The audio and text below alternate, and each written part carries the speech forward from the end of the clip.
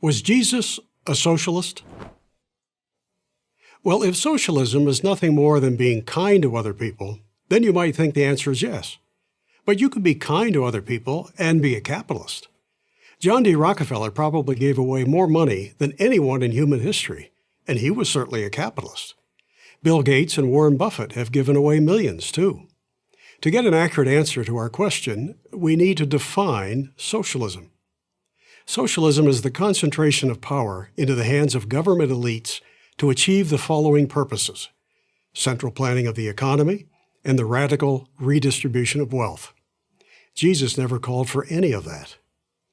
Nowhere in the New Testament does he advocate for the government to punish the rich or even to use tax money to help the poor.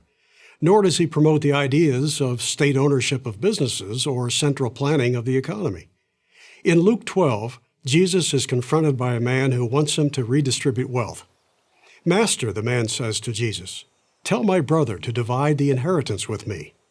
Jesus replies, "Man, who made me a judge or divider over you?" And then he rebukes the man for being envious of his sibling. How about Jesus' parable of the talents? Talents were a form of money in Jesus' day. A man entrusted 3 of his workers with his wealth. The 2 who invested the money and made a profit were praised, and the one who buried his share so he wouldn't lose any of it was reprimanded. Sounds a lot more like an endorsement for capitalism than socialism, doesn't it? Yes, Jesus spoke of the difficulty for a rich man to enter heaven, but not because having money is evil. It's not money, rather it is the love of money, the New Testament tells us, that leads to evil. Jesus was warning us not to put acquisition of money and material possessions above our spiritual and moral lives. Was Jesus promoting a socialist model when he kicked the money changers out of the temple in Jerusalem? Again, the answer is no. Note the location where the incident occurred. It was in the holiest of places, God's house. Jesus was not angry at buying and selling in and of themselves. He was angry that these things happened in a house of prayer. He never drove a money changer from a marketplace or from a bank. Jesus advises us to be of generous spirit, to show kindness, to assist the widow and the orphan. But he clearly means this to be our responsibility, not the government's. Consider Jesus' Good Samaritan story. A traveler comes upon a man at the side of a road. The man had been beaten and robbed and left half dead. What did the traveler, the Good Samaritan, do? He helps the unfortunate man on the spot with his own resources. Ask yourself, to help the poor, would Jesus prefer that you give your money freely to the Salvation Army, for example, or have it taxed by politicians to fund a welfare bureaucracy?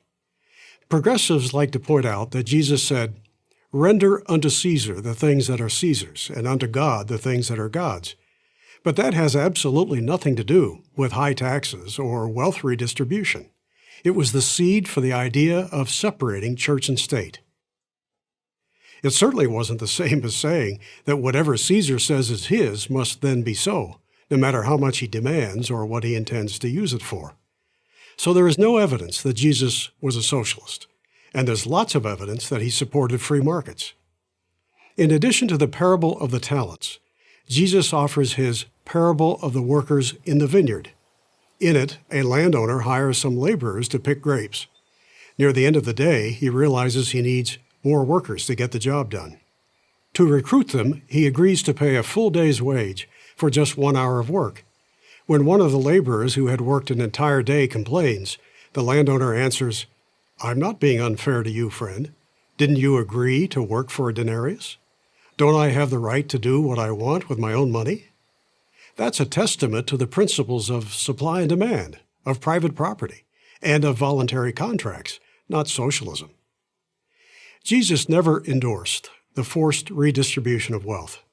That idea is rooted in envy, something that he and the 10th of the 10 Commandments railed against. Most importantly, Jesus cared about helping the less fortunate. He never would have approved anything that undermines wealth creation. And the only thing that has ever created wealth and lifted masses of people out of poverty is free market capitalism. Read the New Testament. The plain meaning of the text is loud and clear. Jesus was not a socialist. He couldn't be. He loved people, not the state. I'm Lawrence Reed, president of the Foundation for Economic Education for Prager University.